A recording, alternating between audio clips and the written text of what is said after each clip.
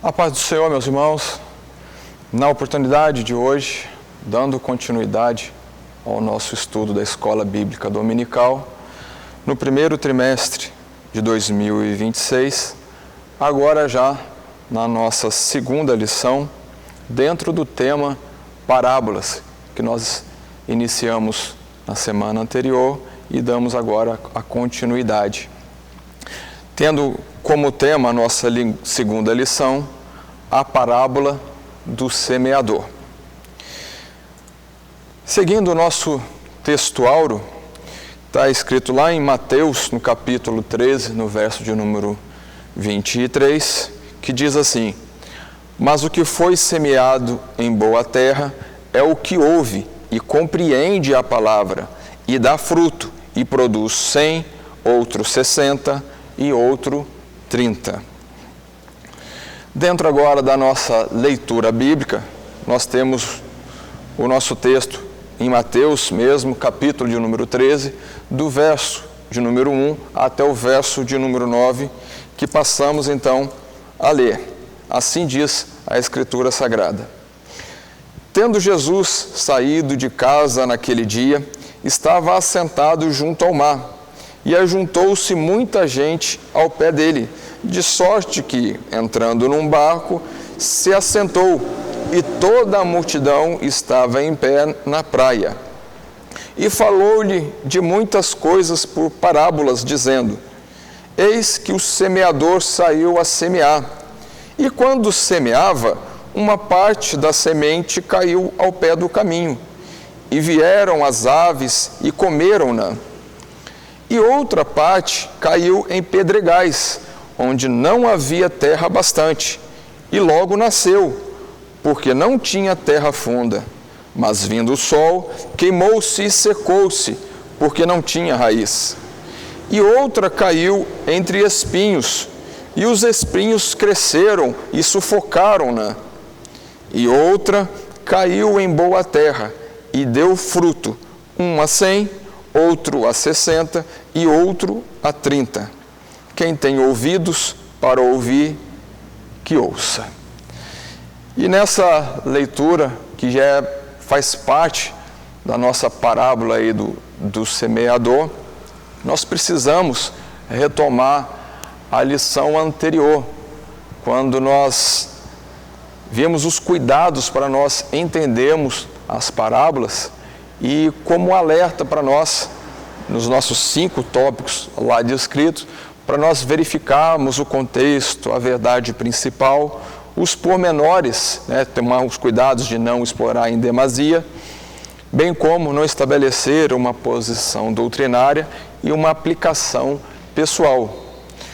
E que nós podemos, então, desde a leitura, que nós vamos ver que há essa descrição nos 3 evangelhos, Mateus, Marcos e Lucas, é que Jesus, então, saindo de casa, com uma descrição aqui de Mateus, e indo, então, à beira do mar, ajuntou-se muita gente.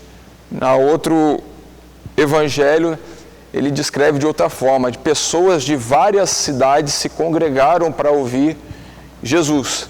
É quando, então, ele sobe no barco e para ensinar, ou para trazer ensino a essas pessoas.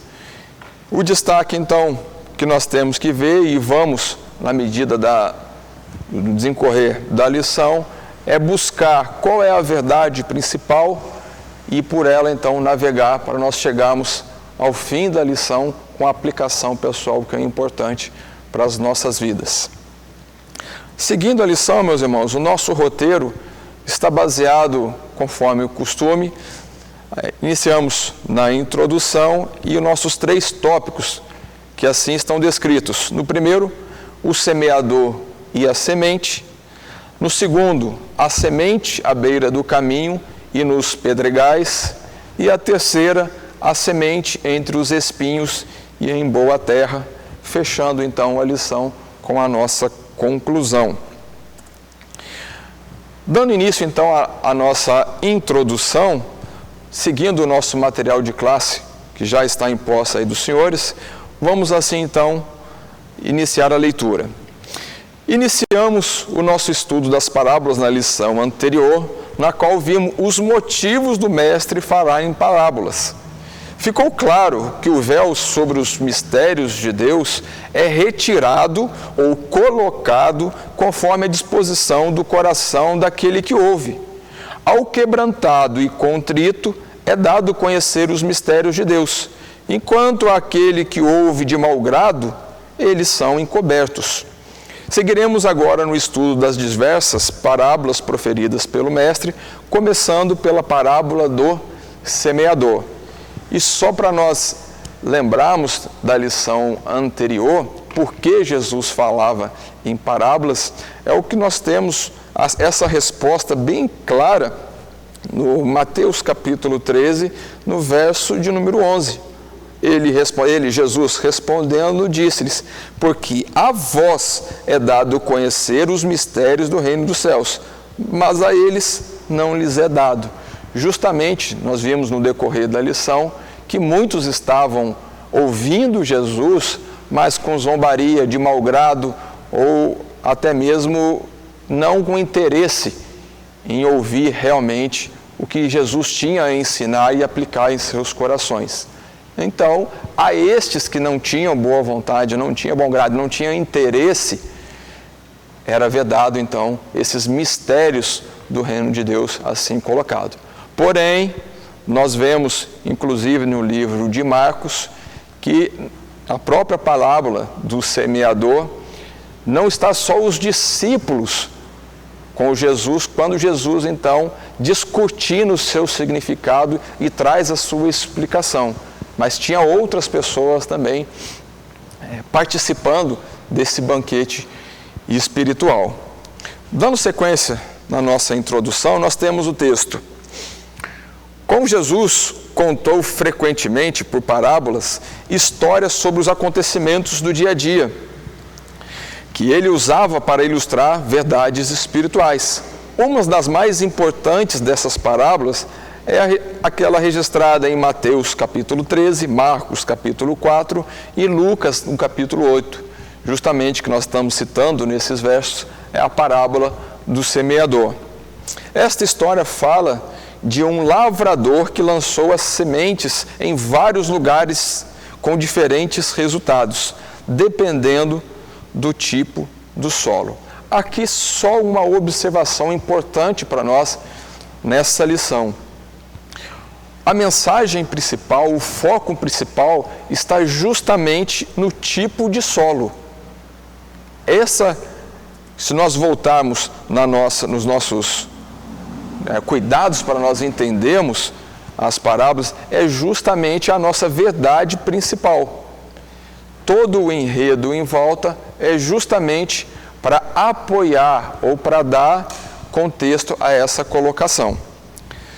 Seguindo também, ainda no segundo parágrafo da nossa introdução, assim está escrito: a importância desta parábola é salientada por Jesus em Marcos capítulo 4, no verso 13. Não entendeis esta parábola e como compreendereis todas as parábolas? Jesus está dizendo que esta parábola é fundamental para o entendimento das outras e também uma das únicas que Jesus explicou especificadamente. Precisamos meditar cuidadosamente nessa história. E é o que nós procuraremos, então, desenvolver ao longo da lição, a parábola do semeador e destacar os seus pormenores no sentido do seu conteúdo, que é importante nós assim frisarmos. Agora, iniciando o nosso tópico primeiro, o semeador e a semente. No nosso primeiro parágrafo, nós temos assim então descrito: nas palavras de Cristo, eis que o semeador saiu a semear. Está retratada a função do semeador. Cabe a ele lançar semente na terra. Sendo a semente a palavra de Deus, podemos entender que o semeador tipifica os discípulos de Cristo, aos quais não cabe escolher o tipo de terra para plantar. Eles não sabem onde a semente frutificará. Por isso devem plantar em todo tempo e em todo tipo de solo. É o que nós temos registrado também em Eclesiastes, mais para frente a gente volta. Ao semeador não é dado destaque, nem seu nome é citado, apesar de estar fazendo uma tarefa muito importante, não é ele que deve aparecer. Vamos parar aqui e clarear um pouco essa parábola. Nós temos aí os personagens, que é justamente o semeador, a semente e a terra, que vai ser então semeada. Observe que nessa parábola, o semeador e a semente não está em destaque, não é o foco da nossa lição para aplicação, não é a mensagem principal, apesar da sua importância, da sua relevância, mas não é o foco principal da parábola. E sim, o tipo de solo, a terra que vai ser então cultivada ou semeada. Entretanto, o que nós temos em destaque, e podemos ler lá em Eclesiastes, em seu capítulo de número 11, para dar uma clarificada justamente a partir do verso 1, Eclesiastes, capítulo 11, verso 1 ao verso de número 6, onde está escrito assim: lança o teu pão sobre as águas, porque depois de muitos dias o acharás. Reparte com 7, e ainda até com 8, porque não sabes que mal haverá sobre a terra. Estando as nuvens cheias, derramam a chuva sobre a terra, e caindo a árvore para o sul ou para o norte, no lugar em que a árvore cair, ali ficará. Quem observa o vento nunca semeará, e o que olha para as nuvens nunca cegará. Assim como tu não sabes qual o caminho do vento, nem como se formam os ossos no ventre da que está grávida, assim também não sabes as obras de Deus, que faz todas as coisas. Pela manhã, semeia a tua semente, e à tarde não retires a tua mão, porque tu não sabes qual prosperará, se esta, se aquela, ou se ambas igualmente serão boas. Então aqui vai tão somente a nos clarificar que o semeador ele tem a função de semear. Até o destaque que o nosso escritor dá, não é citado o seu nome justamente porque dá não importância no contexto atual, tá certo? E se refere, nós vemos na descrição da parábola, que é justamente os que levam a palavra, levam o evangelho de Cristo. Este é o semeador. E a estes, a missão importa que pregues o evangelho. Ou que nós temos também, no final do livro de Marcos, ide por todo mundo, pegai o evangelho a toda criatura. Essa é a ordem, esse é o mandamento de Deus para o semeador. Abrindo também a palavra em 1 Coríntios, no capítulo de número 3, nos versos 6 e 7, nós temos Paulo assim dizendo: eu plantei, Apolo regou, mas quem deu o crescimento? Mas Deus deu o crescimento, pelo que nem o que planta é alguma coisa, nem o que rega, mas Deus que dá o crescimento. E ele continua também no verso de número 8, ora, o que planta e o que rega são um, mas cada um receberá o seu galardão segundo o seu trabalho. Apesar da importância e o mandamento de levarmos a palavra do Senhor, o Evangelho de Cristo Jesus, não é o foco da nossa palavra, tá bom? Da nossa parábola, no momento.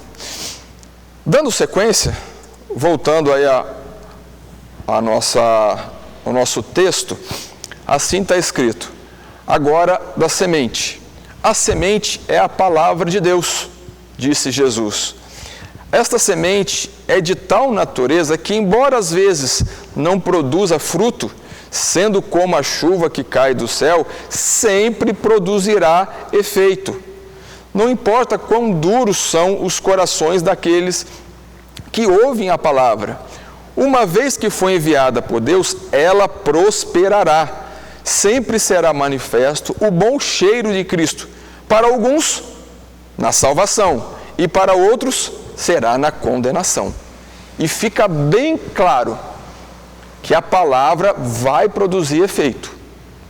E nós temos essa descrição, e gostaria também de abrir com os irmãos em Isaías, no capítulo de número 55, nos versos aí 10 e 11, conforme está destacado na nossa lição, que assim diz a palavra: porque assim como descem a chuva e a neve dos céus, e para lá não tornam, mas regam a terra, e a fazem produzir e brotar, e dar semente ao semeador, e pão ao que come, assim será a palavra que sair da minha boca.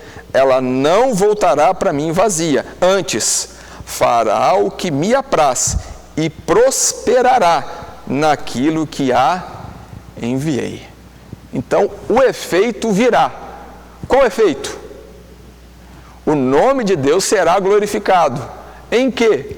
Aí é o que nós temos destacado lá em 2 Coríntios, no seu capítulo de número 2, e no verso 14, quando diz: e graças a Deus, que sempre nos faz triunfar em Cristo, e por meio de nós manifesta em todo lugar o cheiro do seu conhecimento, porque para Deus somos o bom cheiro de Cristo, nos que se salvam e nos que se perdem. Para estes, certamente cheiro de morte, para a morte, mas para aqueles, cheiro de vida, para a vida.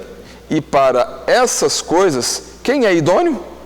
Porque nós não somos como muitos falsificadores da palavra de Deus. Antes, falamos de Cristo com sinceridade, como de Deus, e na presença de Deus.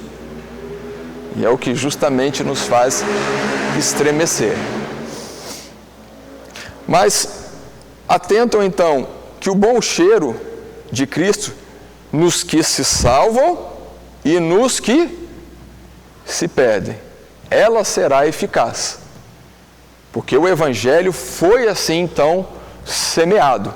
Aos que de bom grado receberam a palavra, salvação; as que rejeitaram, a condenação. Mas a palavra foi semeada e produziu o efeito que ela tinha que produzir.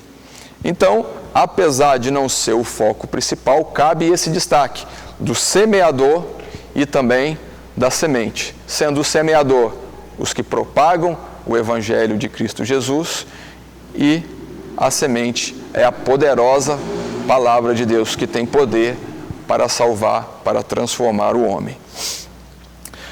Dando sequência, meus irmãos, agora estamos no nosso segundo tópico do nosso roteiro: a semente à beira do caminho e nos pedregais. Notemos então que nós temos 4 tipos de solo. E a partir então desse tópico 2, nós já vamos estudar os 2 primeiros aqui descritos, tá? Sendo o primeiro deles à beira do caminho e o segundo nos pedregais. Voltando para o material de sala, nós temos então descrito no nosso primeiro parágrafo. Na parábola, o primeiro lugar em que a semente cai é à beira do caminho. Jesus diz que vieram as aves e comeram-na. Isto representa as pessoas que ouvem a palavra, mas não entendem, e por isso o maligno arrebata o que foi semeado. Segundo o contexto da lição anterior, não entendem a palavra as pessoas que ouvem de mau grado, cujos corações estão endurecidos, e por estarem seus corações endurecidos, não examinam ou examinam superficialmente o que ouve. E é o que eu gostaria de justamente ler com os irmãos a parábola e a explicação. Quando nós temos no capítulo 13 aí de Mateus, no verso número 4, quando semeava, uma parte da semente caiu ao pé do caminho, e vieram as aves e comeram-na. Mas a sua explicação que Jesus fala lá no nosso verso de número 19, o que nós temos é: ouvindo alguém a palavra do reino e não a entendendo, vem o maligno e arrebata o que foi semeado no seu coração. Este é o que foi semeado ao pé do caminho. Então, o que nós temos, e a gente às vezes até usa aí essa expressão, entra por um ouvido e sai por outro. Não dá atenção, não dá o devido valor à palavra de Deus, que tem poder sim para a salvação. Porém, esse coração endurecido, ou essa desatenção, ou desvalorização da palavra, faz com que o seu poder ou o seu efeito não seja percebido. Perde-se então a oportunidade de entendimento, de transformação e de salvação, que seria então colocado no poder que esta palavra tem. Então, essas pessoas, que nada mais é o terreno, representam as pessoas da beira do caminho, são essas que não dão então o seu devido valor. Essa terra que não produz ou que não frutifica, não dá para se semear, a semente não tem a eficácia que deveria, não por culpa da semente, mas por culpa do solo, por culpa do coração endurecido do homem. Seguindo ainda no nosso parágrafo, em contraposição, podemos citar os habitantes de Bereia, que examinavam e comparavam as Escrituras, e também uma característica do animal puro citado na lei, aquele que rumina. O que nós temos que destacar aqui é que Paulo, enquanto estava ensinando a igreja de Bereia, os bereanos iam lá para a Escritura para confirmar se era isso mesmo. Interessante é que Paulo não fica aborrecido, não se sente constrangido, não. Ele exalta a atitude da igreja, de interesse e também o cuidado da verificação se a palavra realmente é assim que está escrito, o que Deus assim nos ensina, a preocupação, o temor para com a palavra de Deus. O outro exemplo, o animal puro, das exigências, das características que tinha um animal puro, era justamente o ruminar, que é a característica de novamente trazer à memória o que foi ensinado e não ficar só naquele momento. O animal mastiga, engole e depois volta e novamente tirar o máximo de conteúdo, o máximo de nutrientes possíveis. Assim, deve ser o que examina ou o que tem a vontade, o bom interesse nas Escrituras. Sempre trazer à memória, sempre buscar o que a palavra nos ensina e aplicar nas vidas. Dando sequência, então, o nosso segundo parágrafo, nós temos o segundo tipo de terreno em que a semente é lançada é entre os pedregais, que nasce logo, mas, por não ter raiz, é secada e queimada pelo sol. Jesus explica que são as pessoas que recebem a palavra com alegria, mas são de pouca duração e logo se ofendem por causa da perseguição. É o que nós temos, e eu gostaria de ler com os irmãos justamente aí no nosso capítulo de número 8 de Lucas, no verso de número 13, quando ele diz: e os que estão sobre pedra, estes são os que, ouvindo a palavra, a recebem com alegria, mas como não têm raiz, apenas creem por algum tempo, e no tempo da tentação se desviam. Meus irmãos, entre os pedregais é o que nós vemos a falta de constância, ou a falta de firmeza. E justamente o que está descrito, apesar de receber com alegria, não tem a força ou a manutenção dela. A gente usa até a expressão, muitas vezes, é crente casquinha de ovo, né? Justamente que se sensibiliza por qualquer coisa. mas sendo que, na verdade, a palavra deve ser o principal e gerar em nós essa estabilidade, essa segurança. Mas continuando no nosso texto, caracteriza o tipo de pessoa que ingressa na fé com grande entusiasmo, mas não se dedica a crescer na fé, não deseja ardentemente o leite capaz de produzir o crescimento, não se compromete, não cria raízes, não se dedica ao estudo da palavra, à oração e à comunhão dos santos. Por isso, é presa fácil para todo tipo de doutrina. E aqui nós vemos que justamente em vários textos bíblicos, Deus destacando que o povo dele foi destruído porque faltou conhecimento, ou não deu atenção ao conhecimento. E o conhecimento de Deus, justamente, ele entra nesse pacote de estudo da palavra, de oração e de comunhão. Sem essas três, o crente não se firma, ou não cria raízes, ou não cria resistência. E quando vem as lutas, e que nós bem sabemos, as lutas virão, que o próprio Jesus chega a nos dizer, no mundo tereis aflição, mas tende bom ânimo, eu venci o mundo. Assim a Bíblia é repleta, então, de detalhes, de exemplos, justamente nessa necessidade de busca, de crescimento. Quando então nós vemos um dos discípulos, Pedro, se não me falha a memória, crescer na graça e no conhecimento. Em Efésios também, Paulo chega a escrever, aquele que começou a boa obra aperfeiçoará, justamente nessa necessidade. E abrindo em 1 Pedro, em seu capítulo de número 4, nos versos 12 a 14, que estão escritos assim: Amados, não estranheis a ardente prova que vem sobre vós, para vos tentar, como se coisa estranha vos acontecesse. Mas alegrai-vos no fato de seres participantes das aflições de Cristo, para que também na revelação da sua glória vos regozijeis e alegreis.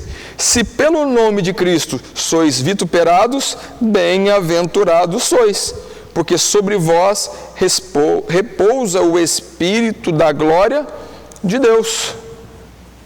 E me traz à memória agora também o fato que aconteceu lá, descrito em Atos dos Apóstolos, no seu capítulo 5, quando então os discípulos são impedidos, ou têm a ordem, para não falar de Jesus. Mas eles falam, importa, nós obedecemos a Deus. E continuam pregando o Evangelho, quando então eles são submetidos a cadeias, açoites. E o interessante na sequência é que ao invés deles ficarem tristes ou chateados com o acontecido, não, eles ficam regozijantes de serem dignos, achados dignos de participar das aflições de Cristo Jesus. E da mesma forma devemos ser nós. Porém, a terra ou as vidas das pessoas que nós podemos comparar como os pedregais, justamente não possuem essa firmeza, não possuem esse comprometimento com a palavra de Deus.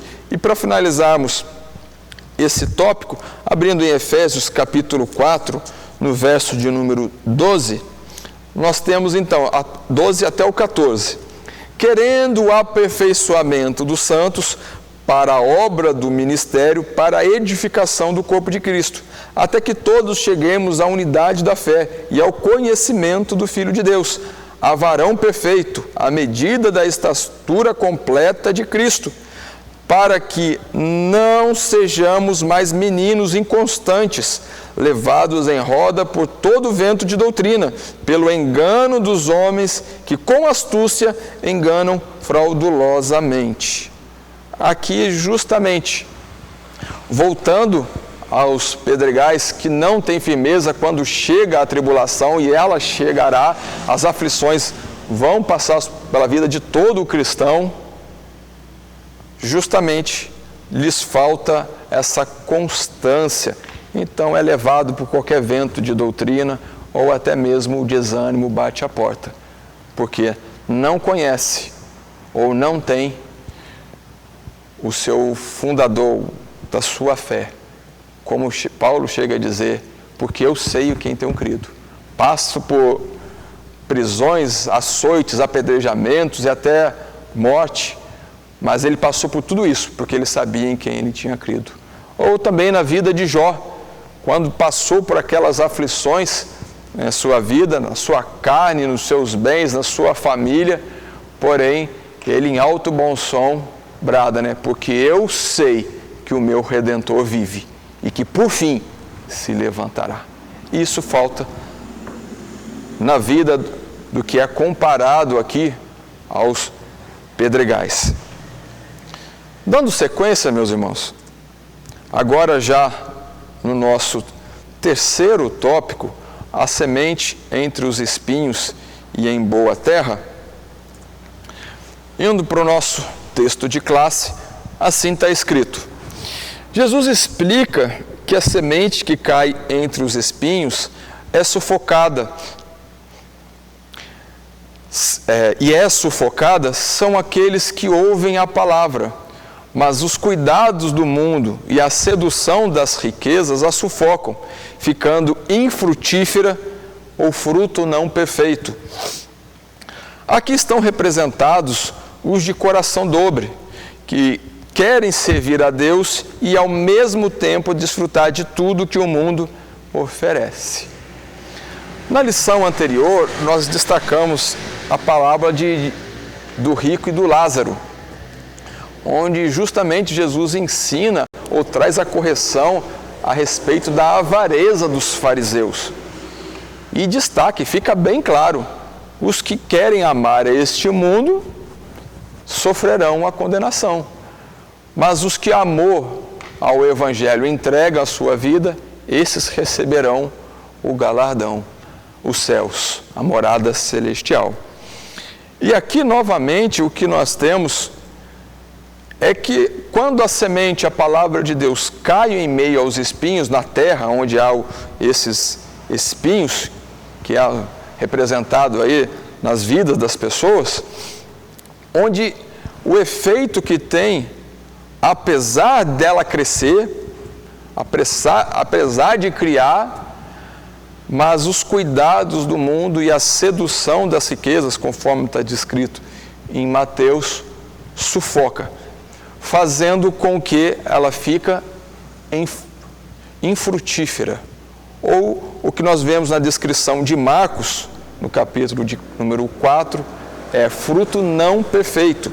Eu gostaria de destacar isso com os irmãos, abrindo lá em Marcos, no capítulo 4, no verso de número 18, quando nós temos: e os outros são os que recebem a semente entre os espinhos, os quais ouvem a palavra, mas os cuidados deste mundo e os enganos das riquezas e as ambições de outras coisas, entrando, sufocam a palavra e fica infrutífera.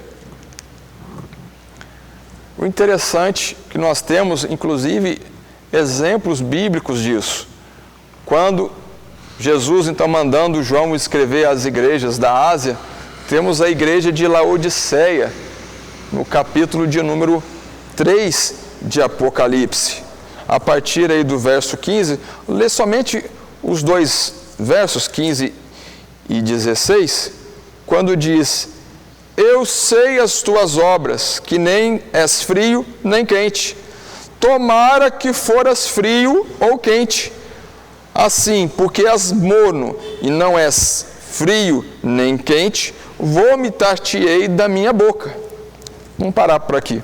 E segue a descrição da característica dessa igreja que nós temos que tomar cuidado e trazer justamente para a parábola, onde há essa mistura de evangelho com coisas mundanas. Nós entramos nesse perigo de sermos terra entre espinhos. Ou como dito lá em Apocalipse, a igreja morna.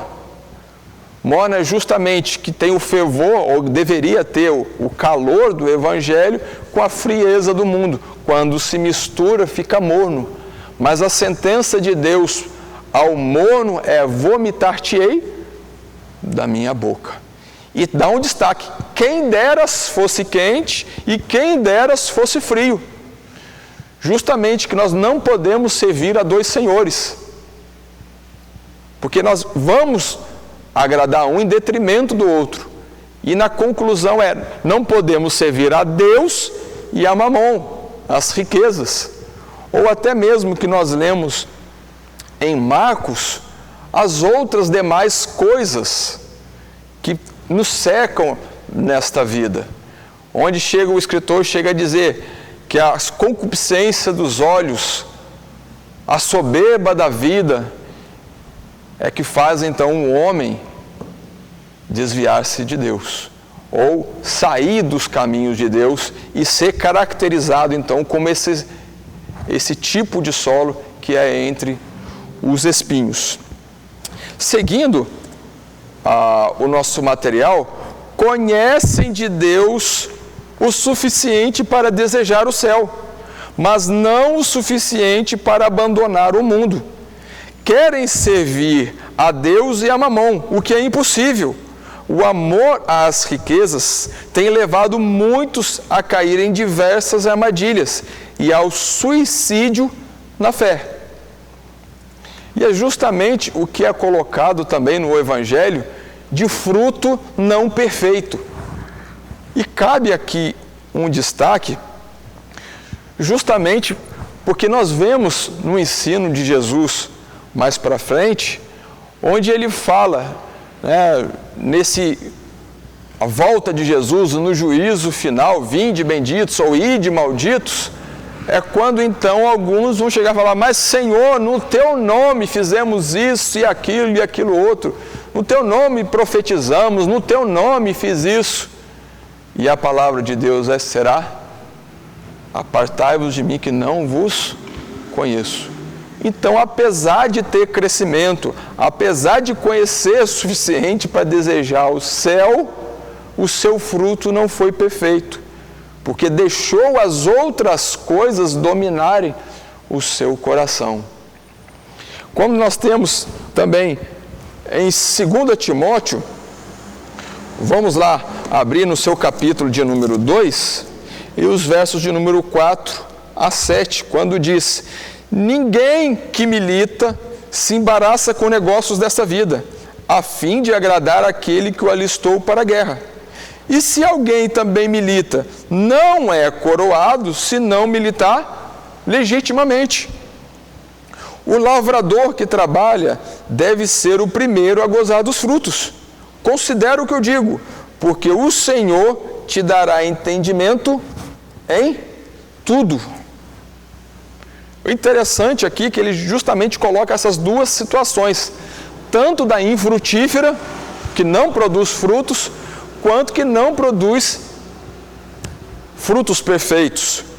Que no caso aqui do texto, ele usa a expressão: se alguém também milita, não é coroado se não militar legitimamente. Então há necessidade de nós trabalharmos ou produzirmos frutos.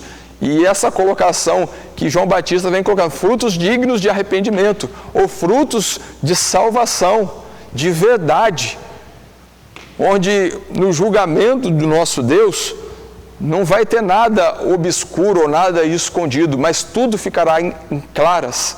E Deus conhece, faz a divisão da alma e do espírito, sabe as intenções do coração, dos pensamentos, se nós estamos sendo verdadeiros na obra de Deus, ou se nós estamos fazendo a obra de Deus até mesmo, mas de outras formas ou com outros interesses. Deus irá nos julgar. E o que nós temos aqui entre os espinhos é justamente esse destaque. A necessidade de nosso fruto ser um fruto perfeito, em verdade, que exprime justamente, seja o extrato do nosso coração às obras, os frutos, o desejo, na dedicação, na boa vontade, no fazer, no trabalhar, tudo isso para a glória de Deus e não para a nossa glória ou não para questões meramente sociais ou por questão de status, não, mas em espírito e em verdade. Seja assim os nossos atos diante de Deus. Abrindo também em 1 Timóteo, no seu capítulo de número 6, no verso de número 10, onde está escrito: porque o amor do dinheiro é a raiz de toda espécie de males, e nesta cobiça alguns se desviaram da fé e se transpassaram a si mesmo com muitas dores. Então, por causa do dinheiro, as pessoas distorcem a verdade. E nós vemos Paulo escrevendo também a Timóteo, no capítulo de 4, que muitos apostatariam da fé, dando ouvidos a espíritos enganadores. E o apostatar é justamente escolher o caminho errado, sabendo que a palavra diz, como uma sentença direta: fazer isso é bom, não fazer aquilo é mal.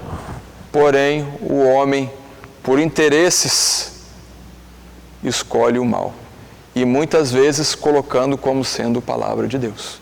E aí nós temos diversos exemplos nas Sagradas Escrituras, no bom conduzir, no bom falar, mas os homens na atualidade vêm e distorcem.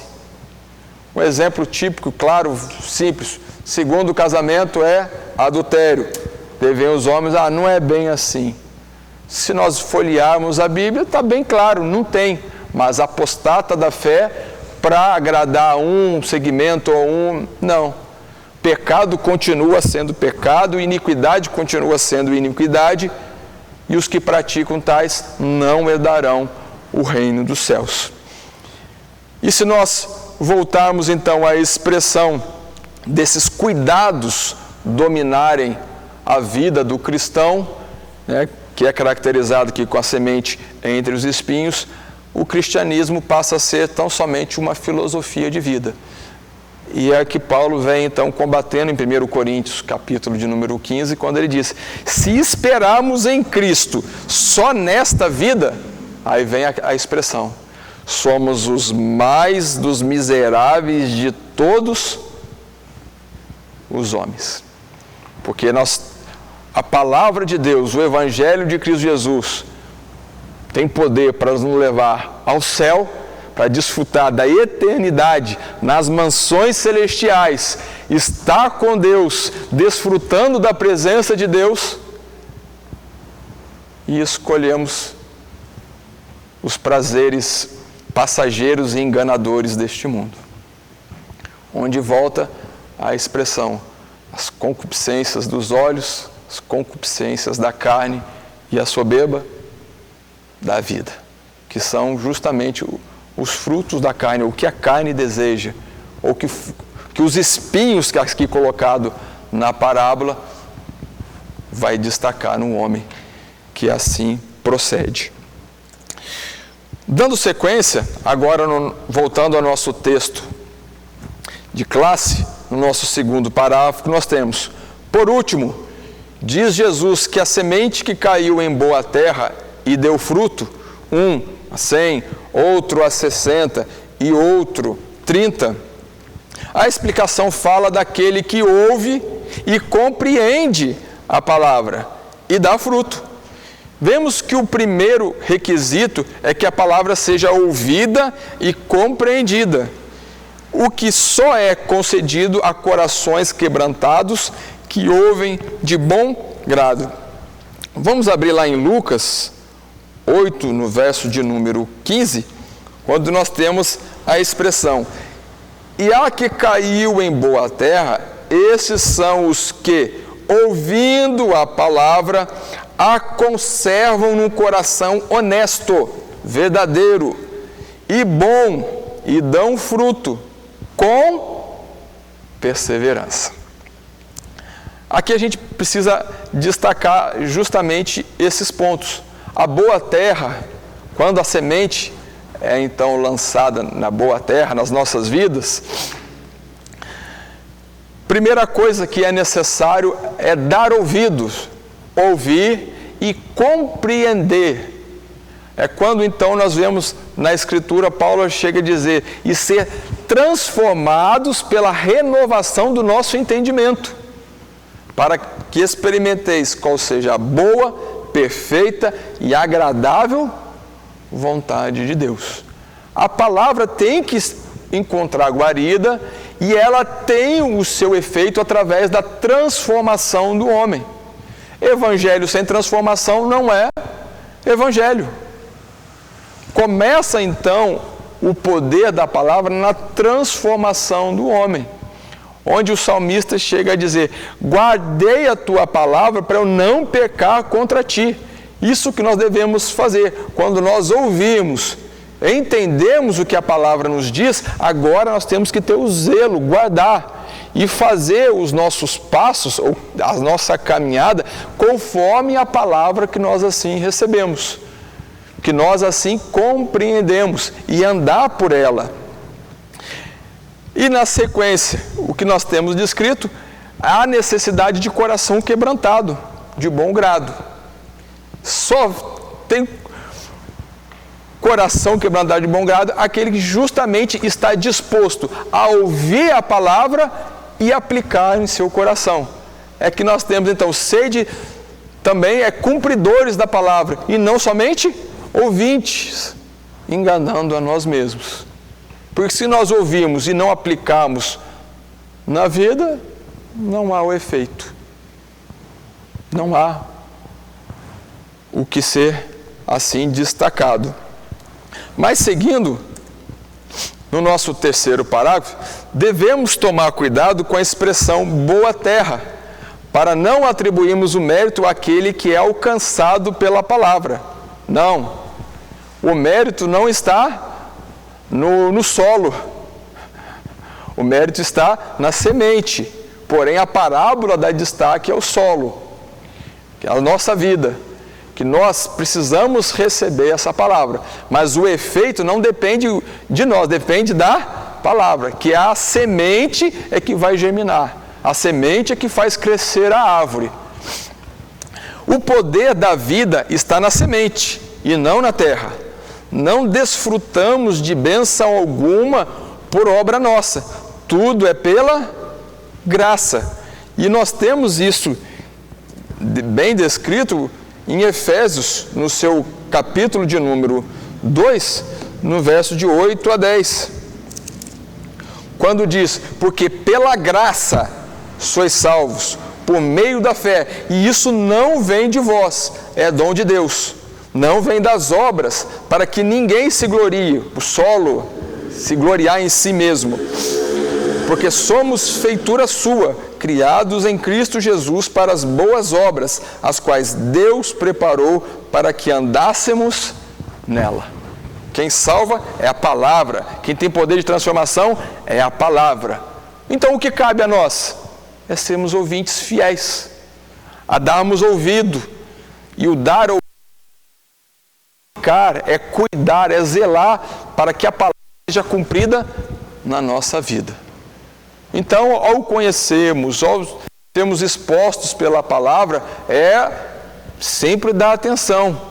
Por isso, desde criança, nós somos ensinados na igreja a justamente, no momento da palavra, dar atenção ao que está sendo falado. Vai cantar? Cantar não é palavra. Claro que é palavra. Verifica o que você está cantando.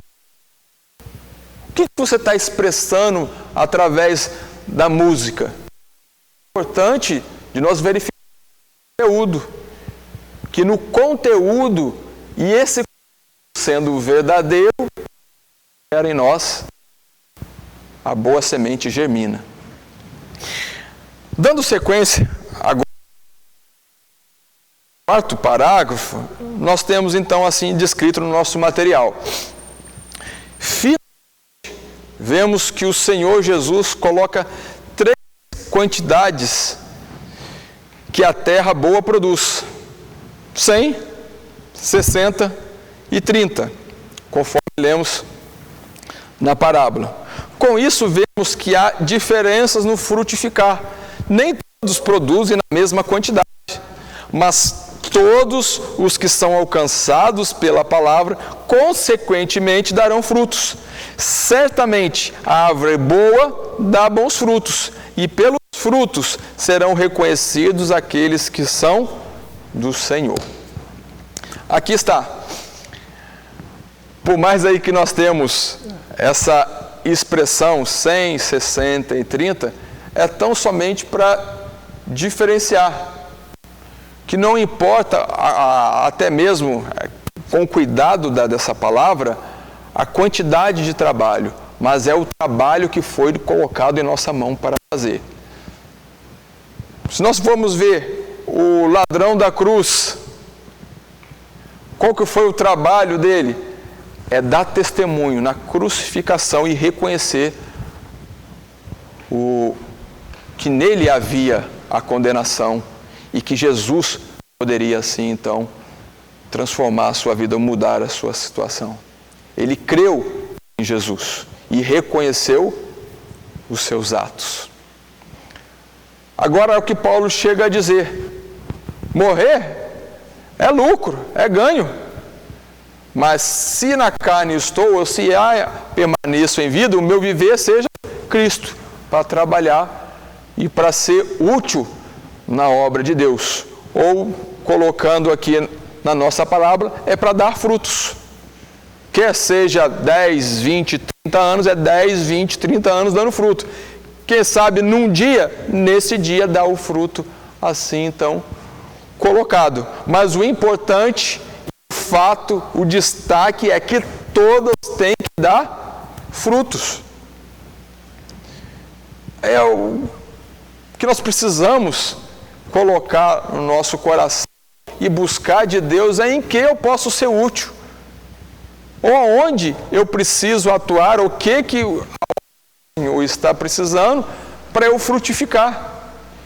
Porque não vem da capacidade, porque quem capacita é Deus. Então somente nós precisamos ser o atalaia. Onde que Deus está precisando? E assim Deus vai nos enxertar na brecha, ou nos colocar para fazer. Ou como Isaías também, né? Eis-me aqui, envia-me a mim. Deus está perguntando, ou Deus está procurando ceifeiros, Deus está procurando trabalhadores para a sua obra. A boa terra, então, se prontifica. Eis-me aqui. O que o Senhor quer fazer? E assim, com certeza, nas mãos de Deus, daremos muito fruto. Abrindo, então, o Evangelho de João, escrito por João, no seu capítulo de número 15, nós temos, então, a expressão do verso de número 4, quando ele diz, 4 e 5, está em mim, e eu em vós. Como a vara de si mesmo não pode dar fruto, se não estiver na videira, assim também vós, se não estiverdes em mim. Eu sou a videira, e vós as varas. Quem está em mim e eu nele, este dá muito fruto, porque sem mim nada podeis fazer. E no verso de número 16, não me escolheste vós a mim, mas eu vos escolhi a vós, e vos nomeei, para que vades e deis fruto, e o vosso fruto permaneça, a fim de que tudo quanto em meu nome pedides ao Pai, Ele vos conceda. Então está aqui a condição. Sou crente, aprovado? Então tem fruto. A boa terra sempre produzirá frutos nas mãos do Senhor, porque Ele é a videira e nós somos a vara. Ou também o texto colocado em 2 Pedro, no capítulo 1, e os versos de número 5 a 11, quando assim diz a Escritura: e vós também, pondo nisso mesmo toda a diligência, acrescentai à vossa fé a virtude, e à virtude a ciência, e à ciência a temperança, e à temperança a paciência, e à paciência a piedade, e à piedade a fraternidade, e à fraternidade o amor. Porque se em vós houver e aumentarem estas coisas, não vos deixarão ociosos, nem estéreis no conhecimento de nosso Senhor Jesus. Pois aquele em quem não há estas coisas é cego, nada vendo ao longe, havendo-se esquecido da purificação dos seus antigos pecados. Portanto, irmãos, procurai fazer cada vez mais firme a vossa vocação e eleição, porque fazendo isto, nunca, jamais tropeçareis, porque assim vos será amplamente concedida a entrada no reino eterno de nosso Senhor e Salvador Jesus Cristo. É o que nós também vimos em Efésios. Aquele que começou a boa obra, a aperfeiçoará. E aqui, Pedro então coloca para nós, passo a passo, irmos crescendo na graça e no conhecimento, no amor, na diligência, nas boas obras e assim por diante. Quando ele chega então a dizer, tendo e aumentando isso, é impossível nós não darmos frutos. Impossível. E dá o destaque lá do verso de 10, onde ele até com redundância, ele fala, nunca, jamais tropeçareis. Justamente porque que está se firmando, é quando a árvore então com as suas raízes consegue então captar os nutrientes, ter o crescimento, né, que é o poder da palavra, e no poder da palavra então gerar os frutos. Dando sequência então, meus irmãos, agora finalizou o nosso terceiro tópico, indo para o nosso material já na nossa conclusão. Na parábola do semeador, vimos as diferentes operações da palavra de Deus, quando ela é semeada. Sabemos que ela sempre produzirá efeito. Cabe agora a nós nos dedicarmos e pormos o conhecimento em prática. Uma boa medida para começarmos é nos questionarmos sinceramente: que tipo de solo temos sido ao recebermos a palavra de Deus? Quais frutos temos produzido? Então vem aqui o examine-se, pois, o homem a si mesmo, mediante a explanação da palavra e o descrito aqui na mensagem principal, que é os 4 tipos de solo, seja ele em meio ao caminho, ou em pedregais, ou em espinhos, ou em boa terra. Qual solo somos nós? Ou quanto temos dado valor a essa palavra que tem poder de transformação e para a salvação do homem? E no mais, a pergunta final: quais frutos temos produzido? É quando o hino que nós cantamos frequentemente: posso, tendo as mãos vazias, com Jesus me encontrar? Que nós então venhamos a dar valor a esta palavra e produzir os frutos. Então, meus irmãos, agora nessa segunda lição, a parábola do semeador, nós passamos pela introdução, os 3 tópicos típicos: o semeador e a semente à beira do caminho e dos pedregais, o segundo tópico, e o terceiro, a semente entre os espinhos e em boa terra, finalizando com a conclusão com as 2 questões importantes para a nossa vida. Fechando então o nosso texto áureo: mas o que foi semeado em boa terra é o que ouve e compreende a palavra e dá fruto, e um produz 100, outro 60 e outro 30. Que Deus os abençoe e dirija em cada sala de aula, que a palavra de Deus encontre guarida em nossos corações. Deus os abençoe em Cristo Jesus.